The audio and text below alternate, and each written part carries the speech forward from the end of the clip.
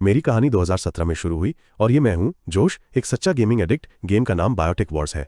उस वर्चुअल दुनिया में मुझे बायोटिक्स नामक उत्परिवर्ती भाड़े के सैनिकों की एक सेना को हराना था। गेम 2162 में सेट है, जब मानव जाति विलुप्त होने के कगार पर थी। बायोटिक्स ने एक घातक वायरस फैलाया जिससे ग्रह के पूरे 40 अरब लोग खत्म हो गए, जिससे मानवता का केवल एक छोटा सा अवशेष बचा। अंतिम बचे लोगों को एक छोटी सेना द्वारा संरक्षित किया गया था, जिसे खांग चीन कहा जाता है। आज तक किसी ने भी इस गेम को पूरा नहीं किया था, जिससे ये खास बन गया था और ये मेरी नीरस जिंदगी से बचने का एकमात्र रास्ता था।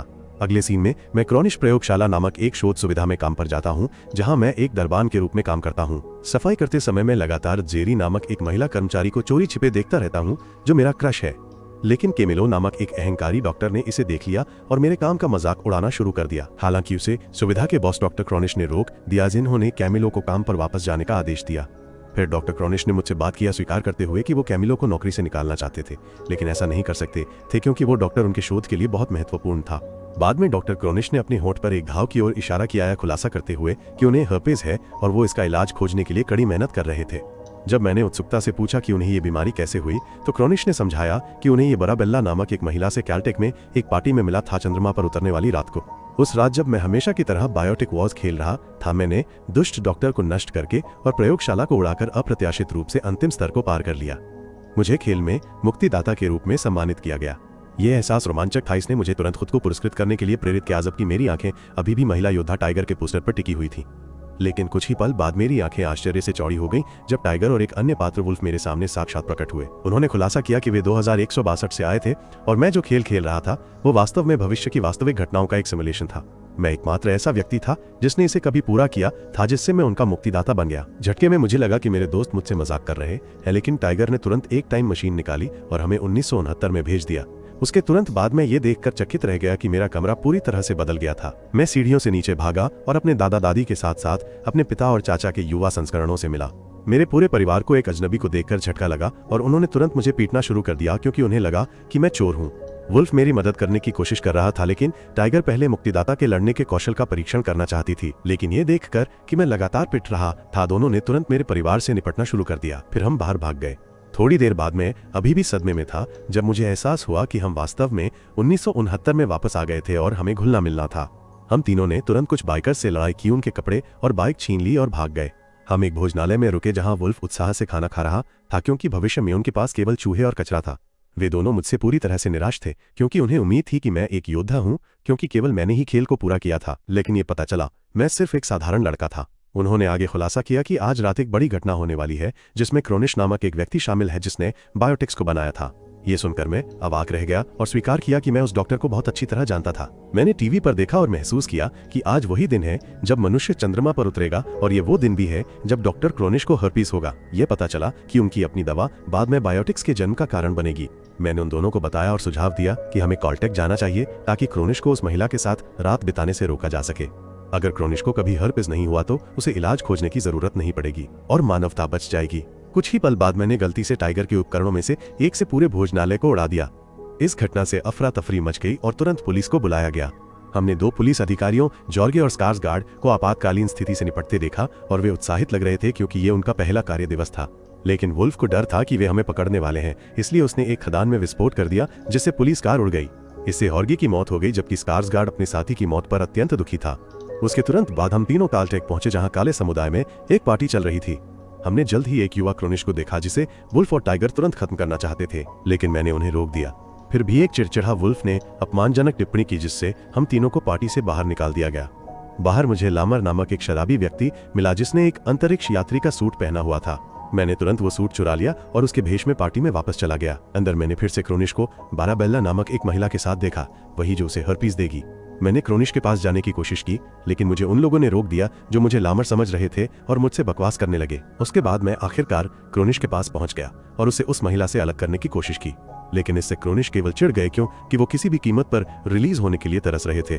उन्हें लगा कि मैं भी बाराबेल्ला को फ्लर्ट कर रहा हूं और वे दोनों उसे जीतने के लिए एक डांस ऑफ में उतर गए। क्रॉनिश एक सुपर डांसर निकले और उन्होंने भीड़ का दिल जीत लिया। हालांकि मैंने माइकल जैक्सन का मून वॉक करके सभी को आश्चर्यचकित कर दिया, जिससे न केवल भीड़ बल्कि बाराबेल्ला भी प्रभावित हुई। वो अब मेरे साथ रात बिताने के लिए सहमत हो गई थी। लेकिन ठीक तभी असली लामर अंदर आया और पूछा कि लोग उसका नाम क्यों पुकार रहे हैं। इससे मेरी पहचान उजागर हो गई और जब उन्होंने मेरा हेलमेट उतारा तो सभी एक गोरे आदमी को देखकर चौंक गए। मैं जल्दी से ऊपर भागा, जबकि लामर, जिसने मेरी जैकेट पहनी हुई थी, को अपनी जेब में एक आईफोन मिला और वो उत्सुक हो गया। इस बीच मैं बाथरूम की खिड़की से कूदकर इमारत से बाहर निकल गया और टाइगर और वुल्फ के साथ फिर से मिल गया। मैंने उन्हें बताया कि मिशन सफल रहा और तीनों उत्साह से टाइम मशीन का उपयोग करके भविष्य की यात्रा की। कुछ ही पल बाद हम 2017 में वापस आ गए और मैं बहुत खुश था कि मैंने आखिरकार समस्या का समाधान कर दिया और मानवता को बचा लिया। हालांकि हम तीनों अवाक रह गए जब हमने डॉक्टर क्रोनिश का विज्ञापन वाली एक बस देखी, अपने होंठ पर घाव की ओर इशारा करते हुए, ये खुलासा करते हुए कि वो अभी भी इलाज पर शोध कर रहे थे। मैंने उन दोनों को अपनी खिड़की से अपने कमरे में ले गया और फिर नीचे घर चला गया, जहां मैं लिविंग रूम में एक बंदूक देखकर चौंक गया। मैंने अपने पिता से पूछा और उन्होंने समझाया कि 1969 में एक घटना के बाद से उनके पास हमेशा बंदूकें रहीं हैं जब हिप्पियों के एक समूह ने उन पर हमला किया था। उसी समय मैंने अपनी मां को एक आईफोन का उपयोग करते हुए देखा, लेकिन अब इसे ब्लैक एप्पल कहा जाता था, जो लामर द्वारा आविष्कार किया गया था। मैं इन सभी परिवर्तनों से अवाक रह गया और मुझे एहसास हुआ कि अतीत में वापस जाने से बहुत कुछ बदल गया था। मैं ऊपर भागा और ये देखकर और भी चौंक गया कि मेरे लैपटॉप को अब लैपटॉप कहा जाता था। मैंने तुरंत वुल्फ और टाइगर को परिवर्तनों के बारे में सूचित किया और उन्होंने घोषणा की कि मानवता को बचाने का एकमात्र तरीका डॉक्टर क्रोनिश को मारना था। शुरुआत में मैंने ऐसे चरम उपाय करने से इनकार कर दिया, लेकिन जब मुझे एहसास हुआ कि वे किसी भी कीमत पर नहीं रुकेंगे तो मैं आखिरकार उनकी मदद करने के लिए सहमत हो गया। उसके तुरंत बाद हम शोध सुविधा में पहुंचे, जहां मैंने उन दोनों से बाहर रहने का अनुरोध किया, जबकि मैं डॉक्टर को खोजने के लिए अंदर गया। मैं सुविधा में कई बदलाव देखकर चौंक गया, जिसमें ये भी शामिल था कि डॉक्टर केमिलो अब केवल एक कर्मचारी नहीं थे, बल्कि अब क्रोनिश के पार्टनर थे। कुछ ही पल बाद मुझे क्रोनिश मिल गया और मैंने उससे पूछा कि उसे हर्पस कैसे हुआ। बूढ़े व्यक्ति ने समझाया कि चंद्रमा पर उतरने वाली पार्टी में अपमानित होने के बाद वह आत्मसम्मान में कमी महसूस कर रहा था और उसने दुनिया भर की कई अन्य महिलाओं के साथ रात बिताई थी, जो शायद कारण था। मैंने तुरंत क्रोनिश से कहा कि मेरे पास उसके लिए एक सरप्राइज है और उसे बाहर आने के लिए आमंत्रित किया। निर्दोष डॉक्टर सहमत हो गए, जिससे मुझे दोषी महसूस हुआ और मुझे एहसास हुआ कि मैं उसे मौत के जाल में नहीं फंसा सकता। इसके बजाय मैंने क्रोनिश को भाग जाने की सलाह दी, चेतावनी दी कि कुछ खतरनाक लोग उसका पीछा कर रहे हैं। हालांकि डॉक्टर बिल्कुल भी डरे नहीं थे, क्योंकि वो अपने मार्सुपियल प्रयोगों के लिए कार्यकर्ताओं से हर दिन जान से मारने की धमकियां मिलने के आदी थे। इस बीच बाहर टाइगर और वुल्फ तेजी से अधीर हो रहे थे, क्योंकि मैं अभी तक वापस नहीं आया था। वे इमारत में घुस गए और हंगामा करना शुरू कर दिया, यहाँ तक कि अंदर कुछ लोगों को भी पीटा। उन्होंने जल्द ही मुझे ढूंढ लिया, जो उनसे डॉक्टर की जान बख्शने की भीख मांग रहा था और जोर दे रहा था कि शोध को रोकने का कोई और तरीका होना चाहिए। टाइगर को अब विश्वास हो गया था कि मुझमें उसे मारने की हिम्मत नहीं है, इसलिए उसने मुझसे सहमत होने का नाटक किया और गुप्त रूप से मुझ पर एक ट्रैकिंग डिवाइस लगा दिया। उसके बाद में फिर से क्रोनिश के पास गया, जिसने खुलासा किया कि मेरी मौत की चेतावनी ने उसे ये एहसास कराया था कि उसके पास सीमित समय है, इसलिए उसने अपना शोध और सूत्र ऑनलाइन साझा किया था, जिससे कोई भी इलाज विकसित कर सके। इससे मैं उत्साहित हो गया, क्योंकि इसका मतलब था कि अब क्रोनिश को मारने की कोई जरूरत नहीं थी, क्योंकि शोध वैसे भी सार्वजनिक हो गया था। लेकिन ठीक तभी मैंने टाइगर और वुल्फ को दूसरी इमारत से एक लेजर बंदूक पकड़े हुए सुना और डॉक्टर को मारने की तैयारी कर रहे थे। मैंने उन्हें मिशन रद्द करने का संकेत दिया, लेकिन उन्होंने नहीं सुना और एक शॉट फायर किया, जिससे खिड़की टूट गई। क्रोनिश और मैं घबराने लगे, इसलिए टाइगर ने डॉक्टर को खत्म करने के लिए एक और शॉट फायर करने का फैसला किया। हालांकि भविष्य से कुछ बायोटिक्स के आने और उन पर हमला करने से वे दोनों बाधित हो गए। मैं भी बाहर भागा और टाइगर और वुल्फ को बायोटिक सैनिकों से लड़ते देखकर चौंक गया, जिन्हें मैंने केवल वीडियो गेम में देखा था। सभी बायोटिक्स के मारे जाने के बाद टाइगर और वुल्फ ने अपने मुखौटे हटा दिए और मैंने महसूस किया कि वे वही लोग थे जो सुविधा में काम कर रहे थे। वुल्फ ने आगे कहा कि ये बायोटिक्स प्रयोगशाला में पाले गए इंसान थे और क्रोनिश की रक्षा के लिए भविष्य से आ सकते थे। उसके बाद हम तीनों बायोटिक्स के शवों को तहखाने में खींच ले गए और उन्हें प्रयोगशाला के भस्मक में फेंक दिया, जहां मृत मार्सुपियल प्रयोगों में जलाए जाते थे। वे दोनों मुझसे तेजी से चिढ़ रहे थे, क्योंकि मैंने उनकी योजनाओं में हस्तक्षेप किया था और सोचा था कि क्रोनिश के बच्चे होने पर वापस जाना कहीं अधिक आसान होगा। उन्होंने मुझे क्रोनिश की जन्मतिथि बताने के लिए मजबूर किया, लेकिन मुझे नहीं पता था और मैंने एक निर्दोष बच्चे को मारने से इनकार कर दिया। ठीक इसी समय वुल्फ ने टाइम ट्रैवल डिवाइस की जांच की और ये देखकर चौंक गया कि उनका ईंधन, जिसे कैमरोनियम कहा जाता था, पूरी तरह से खत्म हो गया था। इससे वे घबरा गए, क्योंकि इसके बिना वे अब समय यात्रा नहीं कर पाएंगे और वर्तमान में फंसे रह जाएंगे। दोनों ने मुझे और कैमरोनियम खोजने के लिए प्रेरित किया, लेकिन मैंने स्वीकार किया कि मुझे नहीं पता कि ये क्या है। उन्होंने मुझे इसे खोजने के लिए कहा, या बताते हुए कि मैं प्रयोगशाला में काम करने वाला एक वैज्ञानिक था। हालांकि मैंने शर्मिंदा होकर स्वीकार किया कि मैं केवल एक दरबान था, जिससे वे दोनों क्रोधित हो गए। उन्हें लगा कि मैं उनका मुक्तिदाता हूं, या मानकर वे कितने मूर्ख थे, और उन्होंने मुझे टीम से निकाल दिया। उसके बाद वुल्फ और टाइगर एक नाली में छिप गए अपनी स्थिति पर चर्चा कर रहे थे। कुछ ही देर बाद मैं उन्हें ढूंढने आया। मैंने जोर दिया कि मेरे पास एक योजना है और उन दोनों को मुझ पर विश्वास करने और मुझे वापस लेने के लिए मना लिया, जिस पर वे अनिच्छा से सहमत हुए। कई विकल्पों का विश्लेषण करने के बाद समूह ने बायोटिक से कैमरोनियम चुराने का फैसला किया, जो अतीत और भविष्य दोनों में समय यात्रा करने की क्षमता रखते थे। चूंकि क्रोनिश की सुविधा में कुछ बायोटिक्स सामान्य लोगों के रूप में काम कर रहे थे, उन्होंने जानकारी निकालने के लिए उन्हें पकड़ने और यातना देने की योजना बनाई।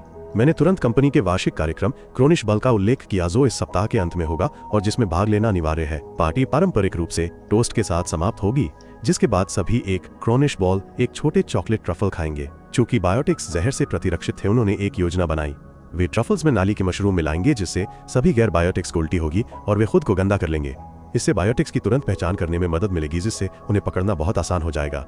उसके बाद मैं क्रोनिश से मिला और क्रोनिश बॉल्स बनाने का नुस्खा मांगने की कोशिश की, ये कहते हुए कि मैं निदेशक को क्रोनिश बॉल से आश्चर्यचकित करना चाहता था। महिला को यह इशारा बहुत मार्मिक लगा और उसने मेरी मदद करने के लिए सहमति व्यक्त की। इस बीच मैंने महसूस किया कि टाइगर और वुल्फ सामाजिक मेलजोल के लिए तैयार नहीं थे, इसलिए मैंने उन्हें अपने माता पिता से ऐसे पूर्व सैनिकों के रूप में मिलवाया जो अफगानिस्तान में समय बिताने के बाद गहरे आघात में थे। मेरे पिता गेब वुल्फ के साथ तुरंत घुल मिल गए और उसे खाना पकाने की बुनियादी बातें सिखाईं। हालांकि शुरुआत में वुल्फ को कठिनाई हुई, गेब ने धैर्यपूर्वक उसे दयालुता और समझ के साथ निर्देशित किया। इस बीच मेरी माँ डायने ने टाइगर की देखभाल की, उसे मेकअप लगाना, सुंदर कपड़े चुनना और ऊंची एड़ी के जूते में आत्मविश्वास से चलना सिखाया। कुछ दिनों बाद आखिरकार घटना का दिन आ गया। वुल्फ ने नाली के मशरूम के साथ क्रोनिश बॉल्स तैयार की ताकि मेहमानों को जहर दिया जा सके। वो एक वेटर के भेष में पार्टी में घुस गया, जबकि टाइगर ने एक शानदार पोशाक पहनी और मेरी डेट के रूप में भाग लिया। उसके बाद मैंने डॉक्टर क्रोनिश को ये डेजर्ट एक आश्चर्यजनक उपहार के रूप में दिए और बूढ़ा व्यक्ति वास्तव में इस मीठे भाव से प्रभावित हुआ और उसने मुझे धन्यवाद दिया। इस बीच जेरी, जो पिछले कुछ दिनों से मेरे करीब आ गई थी, ने देखा कि मैं टाइगर के साथ हूं और थोड़ा असहज महसूस किया। मैं उसके पीछे गया और समझाने की कोशिश की कि टाइगर केवल एक सहकर्मी थी, मेरी प्रेमिका नहीं। हालांकि वो अभी भी संदिग्ध थी, मैंने उसे कुछ मीठे शब्दों से जीत लिया। हम दोनों ने एक दूसरे को चुमा, लेकिन क्रोनिश के अपना भाषण शुरू करने पर बाधित हो गए। वुल्फ फिर क्रोनिश बॉल के साथ मुख्य हॉल में आया और मेहमानों को परोसना शुरू कर दिया, जो उत्साह से खा रहे थे। लेकिन कुछ ही पल बाद मेहमान बीमार पड़ने लगे और हिंसक रूप से उल्टी करने लगे, सिवाय उन लोगों के जो बायोटिक्स थे। कहीं और हमने पुलिस अधिकारी स्कार्सगार्ड का एक पुराना संस्करण देखा, जिसके साथी हॉर्गे को 1969 में टाइम ट्रैवलर्स द्वारा दुखद रूप से मार दिया गया था। ये पता चला कि वो अभी तक उनका चेहरा नहीं भूला था और जब वो मुझसे मिला तो उसने तुरंत मुझे पहचान लिया। स्कार्सगार्ड ने मुझे तुरंत गिरफ्तार कर लिया, लेकिन कुछ ही पल बाद उसे उल्टी होने लगी, जिससे मुझे भागने का मौका मिल गया। इस बीच वुल्फ और टाइगर बायोटिक्स का पीछा कर रहे थे ताकि उन्हें गिरफ्तार कर सकें, लेकिन उनमें से अधिकांश ने अत्यंत धूर्त थे। इसके बाद एक चिड़चिड़ी टाइगर ने जेरी को यातना देने के लिए एक जीवित बिच्छू का उपयोग करने का फैसला किया, लेकिन मैंने उसे रोका और स्थिति को संभालने का वादा किया। मैंने कहा कि अभी भी 6 मिनट बचे हैं और मुझे जेरी को समझाने के लिए केवल 4 मिनट चाहिए। टाइगर के अनिच्छा से जाने के बाद जेरी ने मुझसे कहा कि मैं एक अच्छा और दयालु व्यक्ति हूँ और मुझे उन जैसे लोगों से नहीं जुड़ना चाहिए। उसने ये भी कबूल किया कि बायोटिक्स वास्तव में एक उच्च उद्देश्य के लिए लड़ रहे थे और मैं उसके शब्दों से प्रभावित लग रहा था। उनकी बातचीत के दौरान जेरी ने यह खुलासा करके चौंका दिया कि उसके पास वास्तव में टाइम ट्रैवल डिवाइस नहीं था और बायोटिक्स यहाँ एक तरफा टिकट पर आए थे। उसने ये भी कबूल किया कि कैमरूनियम फिल्म निर्माता जेम्स कैमरून द्वारा बनाया गया था और उनके नाम पर रखा गया था, लेकिन ये 6 साल तक नहीं होगा। मैं इस खुलासे से चकित रह गया और जेरी ने स्वीकार किया कि उसने पहले झूठ बोला था और उसे वास्तव में मुझसे भावनाएं थी। यह सुनकर मेरा रवैया अचानक बदल गया और मैंने खुलासा किया कि मैंने केवल कमजोर होने का नाटक किया था ताकि वो मुझे कैमरूनियम के बारे में आवश्यक जानकारी दे। मैंने कहा कि भले ही वुल्फ और टाइगर आक्रामक हो, उन्होंने कम से कम मुझसे कभी किसी चीज के बारे में झूठ नहीं बोला। जेरी अवाक रह गई जब उसे एहसास हुआ कि उसे धोखा दिया गया था, लेकिन इससे पहले कि वो प्रतिक्रिया दे पाती उसका सिर फट गया, जिससे खून पूरे कमरे में फैल गया। कुछ ही पल बाद टाइगर कमरे में आई और खून के दृश्य को देखकर चकित रह गई। उसने मुझसे पूछा कि क्या मुझे आवश्यक जानकारी मिली है और मैंने इसकी पुष्टि की। उसके बाद तीनों ने 2023 की यात्रा करने का फैसला किया, जहां उन्होंने फिल्म निर्माता जेम्स कैमरून के महल का दौरा करने की योजना बनाई। ये मिशन अत्यंत महत्वपूर्ण था, क्योंकि यदि उन्हें ईंधन नहीं मिला तो वे 2023 में फंस जाएंगे और कभी वापस नहीं आ पाएंगे। उसके तुरंत बाद उन्होंने टाइम ट्रैवल डिवाइस को सक्रिय किया और कैमरून के महल पहुंचे, जिसे सिगोन ई नामक एक महिला AI द्वारा नियंत्रित किया जाता था। AI ने अपना परिचय दिया और उनकी पहचान पूछी, इसलिए मैंने खुलासा किया कि मैं एक प्रसिद्ध व्यक्ति टॉम अर्नोल्ड का बेटा हूं जो जेम्स कैमरून के साथ काम करता है। जब सिगोन ई ने पूछा कि क्या मैं 10 वर्षीय जैक्स अर्नोल्ड हूं, तो मैंने इसकी पुष्टि की और समझाया कि ये दोनों मेरे बच्चे की देखभाल करने वाले थे। यह पता चला कि कैमरून घर पर नहीं थे, इसलिए टाइगर ने वुल्फ को सिगोन ई के मेनफ्रेम को खोजने और उसे बंद करने का आदेश दिया ताकि वे स्वतंत्र रूप से घूम सकें। उसने कहा कि वो AI को चोट नहीं पहुंचाना चाहता था, जो सख्त लग रही थी लेकिन बहुत अनुकरणीय थी, लेकिन टाइगर ने अशिष्टता से कहा कि उसे उसकी भावनाओं की परवाह नहीं थी। एक उदास वुल्फ चला गया। उसके बाद मैं और टाइगर इस विशाल महल की खोज करने लगे, लेकिन हमें ज्यादा कुछ नहीं मिला क्योंकि सभी दरवाजे प्रतिबंधित थे। इस बीच वुल्फ ने सिगोन ई से बातचीत करना शुरू कर दिया, जिसके दौरान उसने गलती से खुलासा कर दिया कि वो जैक्स अर्नोल्ड कौन है यह नहीं जानता था। इससे उसे संदेह हुआ और फिर उसने मुझसे मेरी माँ के नाम के बारे में एक सुरक्षा प्रश्न पूछा। जैसा कि अपेक्षित था, मैं सही उत्तर नहीं दे सका, इसलिए उसने मुझे और टाइगर को लिफ्ट में बंद कर दिया और वुल्फ को दूसरे कमरे में बंद कर दिया गया। इसके बाद वुल्फ ने दरवाजा तोड़ने के कई अलग अलग तरीके आजमाए, यहाँ तक कि एक बम का उपयोग करने की भी कोशिश की, लेकिन असफल रहा। वो बाद में चिंतित हो गया कि टाइगर को उसे डांटने का एक और मौका मिलेगा। उसने एआई से बात की और खुलासा किया कि टाइगर उसकी मिशन कमांडर थी जिसने उसके काम की कभी सराहना नहीं की और हमेशा उसे नीचा दिखाया।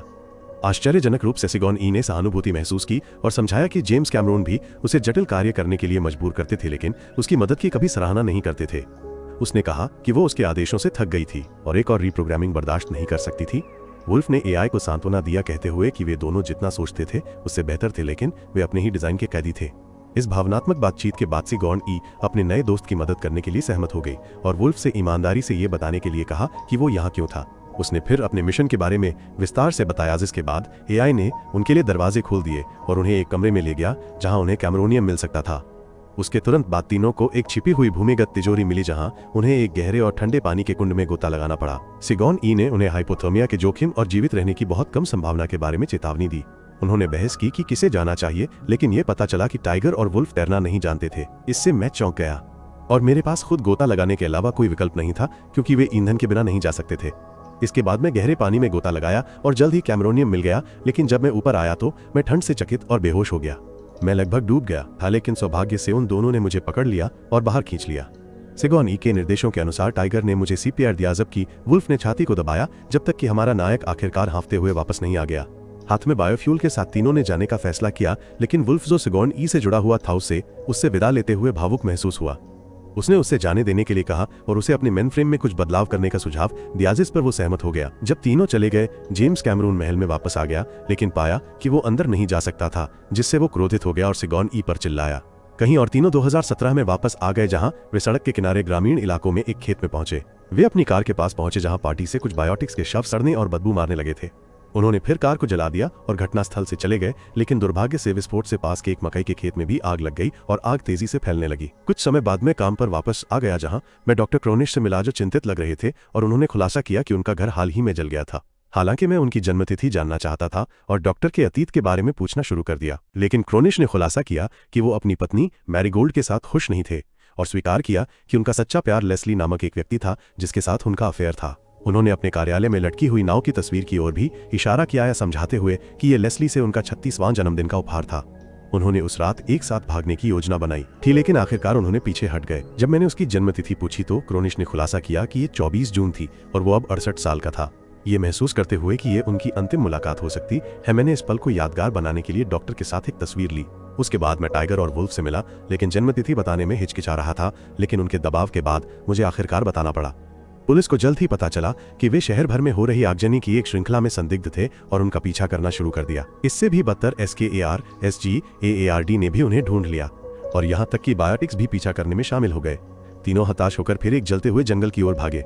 उन्हें एहसास हुआ कि उन्हें तुरंत समय यात्रा करनी होगी अन्यथा वे मर जाएंगे या पुलिस द्वारा पकड़े जाएंगे। अफरा तफरी के बीच मैंने टाइम मशीन पर नियंत्रण कर लिया और पल भर में हम तीनों को एक अलग टाइमलाइन पर भेज दिया गया।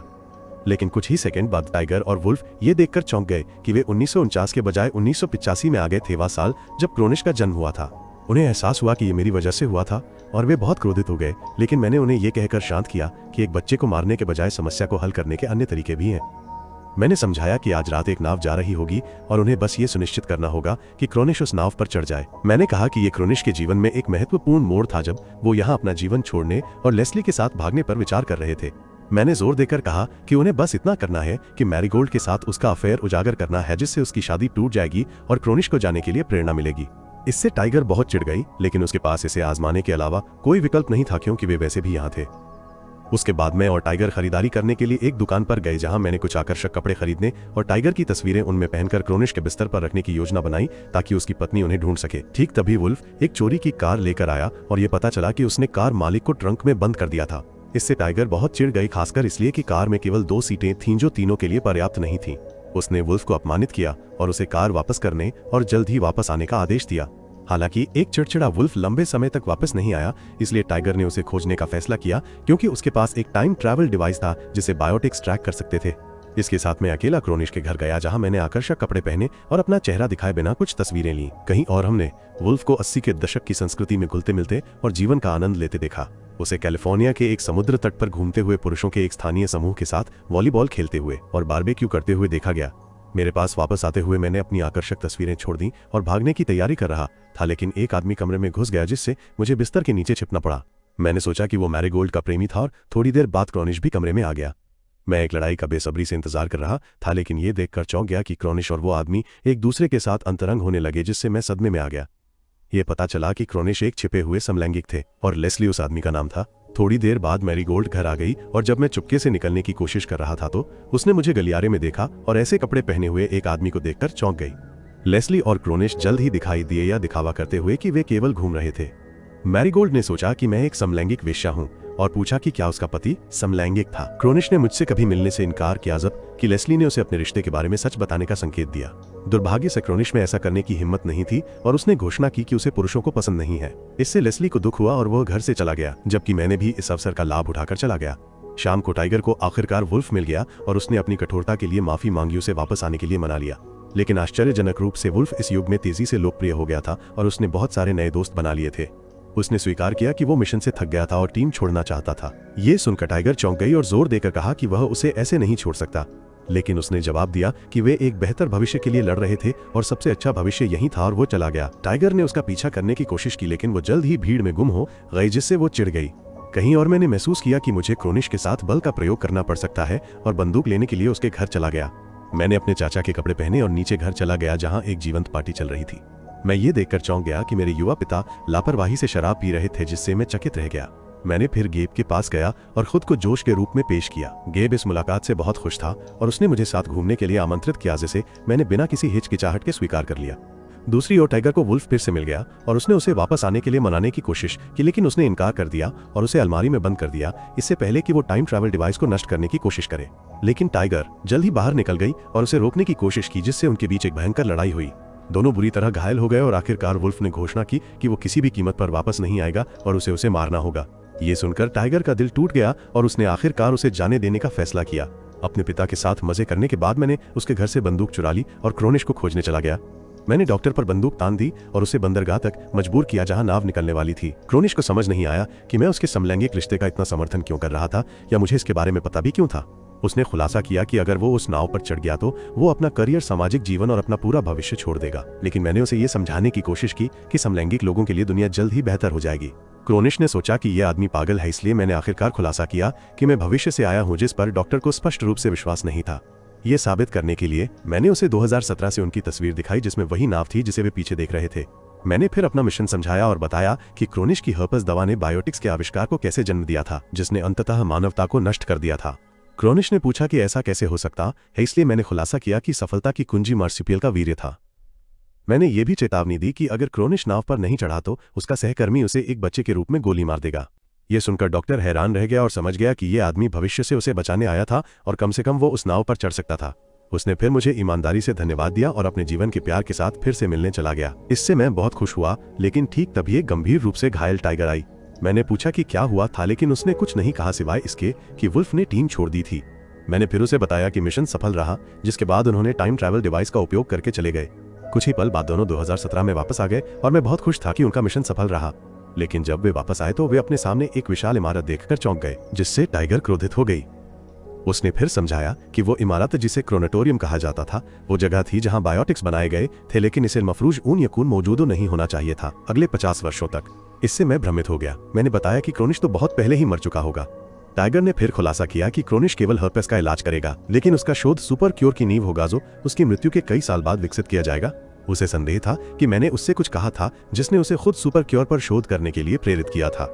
ये सुनकर मुझे याद आया कि मैंने गलती से डॉक्टर को उसके भविष्य और उसने अपनी सफलता कैसे हासिल की थी के बारे में बता दिया था। मैंने फिर सुझाव दिया कि शायद कोई और समाधान हो सकता है, लेकिन टाइगर मुझसे बहुत थक चुकी थी और उसने मुझे टीम से गुस्से में बाहर निकाल दिया, इससे पहले कि वो चली जाए।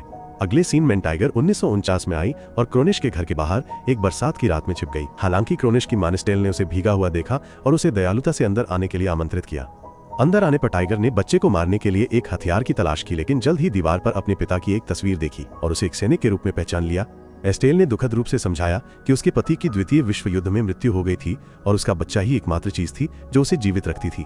उसने फिर टाइगर को बच्चे को पकड़ने के लिए दिया और रसोई में चली गई। आश्चर्यजनक रूप से टाइगर को बच्चे पर दया आई और उसने खुद से वादा किया कि वो उसे कल मार देगी। अगले सीन में 1 साल बाद की बात है, जिसमें टाइगर को परिवार का हिस्सा बनते और क्रॉनिश को पालते हुए दिखाया गया है। वह वास्तव में खुश लग रही थी और जब भी वो बच्चे को मारने की कोशिश करती थी तो वो हमेशा कल करने का वादा करती थी। हालांकि 1952 में एस्टेल ने खुशी से टाइगर को बताया कि उसके प्रेमी ने उसे शादी के लिए प्रपोज किया था, इसलिए वो और क्रोनिश उसके साथ रहने चले जाएंगे। इससे टाइगर को दुख हुआ, लेकिन एस्टेल ने उसे भी प्रोत्साहित किया अपनी जिंदगी जारी रखने और वुल्फ के साथ फिर से जुड़ने के लिए, जिसका वो हमेशा उल्लेख करती थी। एक विदाई उपहार के रूप में उसने टाइगर को एक लॉकेट दिया जिसमें उसकी और बेबी क्रोनिश की तस्वीर थी। ये महसूस करते हुए कि ये अंत था, टाइगर ने अंततः बच्चे को खत्म करने के लिए पालने की ओर कदम बढ़ाया, लेकिन एक बार फिर वह खुद ऐसा नहीं कर पाई। उसके तुरंत बाद टाइगर 2017 में वापस आ गई, जहां उसे वुल्फ के लिए एक वेदी मिली जिसमें कहा गया था कि उसकी 1993 में मृत्यु हो गई थी। इससे वो बहुत भावुक हो गई, लेकिन जल्द ही पास में एक रिकॉर्डर देखा और ये पता चला कि वुल्फ ने उसे छोड़ दिया था। टाइगर ने टेप रिकॉर्डर चालू किया और हम वुल्फ के बारे में एक फ्लैशबैक देखते हैं, जो 80 के दशक में बहुत अच्छा जीवन जी रहा था और उसने एक रेस्तरां खोला था जहां वो अपने ग्राहकों का अपहरण कर लेता था ताकि उन्हें मरने का रोमांच महसूस हो और उन्हें अपने अजीबोगरीब व्यंजन खिलाए जा सके। वुल्फ ने आखिरकार अपने व्यवसाय को बढ़ाया और कई पुरस्कार और व्यापक लोकप्रियता हासिल की। हालांकि 1993 में वुल्फ ऊब गया था और टाइगर को छोड़ने के लिए पछतावा महसूस करने लगा था। एक दिन उसने अपनी जान लेने का फैसला किया। ठीक तभी स्कार्सगार्ड अंदर घुस गया और अपने साथी की मौत के लिए उसे गिरफ्तार करने की कोशिश की। 1969 में वापस आते हुए वुल्फ ने आदमी से उसे मारने के लिए कहा, लेकिन स्कार्सगार्ड ने मना कर दिया क्योंकि वो चाहता था कि वुल्फ अपनी सजा भुगते। इस समय सौभाग्य से टाइगर भविष्य से अपने दोस्त को आत्महत्या करने से बचाने के लिए प्रकट हुई। दोनों साथी आंसुओं में लिपटकर सुलह कर लेते हैं और वुल्फ ने उसे छोड़ने के लिए भी माफी मांगी। स्कार्सगार्ड ने उन्हें पकड़ने की कोशिश की और यहाँ तक कि उन पर गोली भी चलाई, लेकिन दोनों ने टाइम ट्रैवल डिवाइस का तेजी से उपयोग करके गायब हो गए, जिससे पुलिस अधिकारी आश्चर्य में अवाक रह गया। इस बीच 2017 में मैंने क्रोनेटोरियम में घुसने की कोशिश की, लेकिन जब कर्मचारी ने मुझे स्कैन किया तो उसमें 1985 से मेरी एक तस्वीर दिखाई दी, एक आकर्षक पोशाक पहने हुए, और मुझे तुरंत बाहर निकाल दिया गया। एक निराश मैंने फिर बाहर डॉक्टर कैमिलो को देखा, जो अब केवल एक निम्न स्तरीय कर्मचारी था। भ्रमित होकर मैं घर लौट आया और ये देखकर चौंक गया कि अब मेरे पास एक महल था और मैं बहुत धनी था, जिसमें नौकर मुझे जोश कहते थे। चिंतित होकर मैंने खुद को गूगल किया और पाया कि मैं 1 करोड़पति हूँ, एक बड़ी ऊर्जा पेय कंपनी का मालिक। इससे मैं बहुत उत्साहित हुआ और मैं अपने नए दोस्तों के साथ खुशी मना रहा था जब अचानक दरवाजे की घंटी बजी। ये वुल्फ और टाइगर थे जिन्होंने मुझे बताया कि उन्होंने 1940 और 1980 के दशक में क्या किया था। मैं ये जानकर चौंक गया कि उन्होंने अतीत में वे सभी साल बिताए थे जबकि मैं उस दौरान क्रोनेटोरियम से बस घर वापस आया था। इसके बाद तीनों ने अपने मिशन पर वापस जाने और ये पता लगाने का फैसला किया कि क्रोनिश अब क्या कर रहा था। टाइगर ने फिर सड़क पर एक अकेले कैमिलो से संपर्क किया और उसे फ्लर्ट किया। इस बीच SKAARS GAARD ने उसे दूर से पहचान लिया और ये देखकर चौंक गया कि वो 1969 और 1985 में जैसी दिखती थी वैसी ही दिख रही थी। टाइगर फिर कैमिलो के घर गई, जहां उसने उसके लिए खाना तैयार किया और उसके काम और उसके बॉस के बारे में पूछना शुरू कर दिया। एक मंत्रमुग्ध कैमिलो ने खुलासा किया कि क्रोनिश ने खुद को इमारत की सबसे ऊपरी मंजिल पर बंद कर रखा था और कभी बाहर नहीं आता था या किसी को भी अंदर नहीं आने देता था सिवाय मार्सुपियल के। हालांकि उन्हें जल्द ही पता चलने वाला था, क्योंकि वो 2 दिनों में एक महत्वपूर्ण भाषण देने वाला था, जिससे टाइगर को एहसास हुआ कि अभी देर नहीं हुई थी। इस बीच में अपने माता पिता से मिलने गया, जो एक नर्सिंग होम में रह रहे थे। हालांकि मेरे पिता मुझे देखकर बहुत क्रोधित हुए और पूछा कि मैंने सब कुछ बर्बाद करने के बाद उनसे मिलने की हिम्मत कैसे की। मैंने फिर महसूस किया कि इस टाइमलाइन में मैंने अपने माता पिता के घर को अपना महल बना लिया था और उन्हें एक अदालत के आदेश से बाहर निकाल दिया था, या घोषणा करते हुए कि वे मानसिक रूप से अक्षम थे। मैंने माफी मांगने की कोशिश किया, कहते हुए कि वो मैं नहीं था, लेकिन मेरे पिता ने मेरे बहाने पर विश्वास करने से इनकार कर दिया और मुझे उससे दूर रहने के लिए कहा। शाम को एक निराश मैं घर लौट आया और जब मैंने नहाने की कोशिश की तो मेरा सामना खुद के एक और संस्करण असली जोश से हुआ। जोश ने सोचा कि मैं उसका क्लोन हत्यारा था जिसे उसे मारने के लिए भेजा गया था, और दोनों एक अजीब लड़ाई में कूद पड़े। लड़ाई के दौरान जोश गलती से फर्श पर गिर गया और अंततः मर गया, जबकि मैं भयभीत होकर देखता रहा।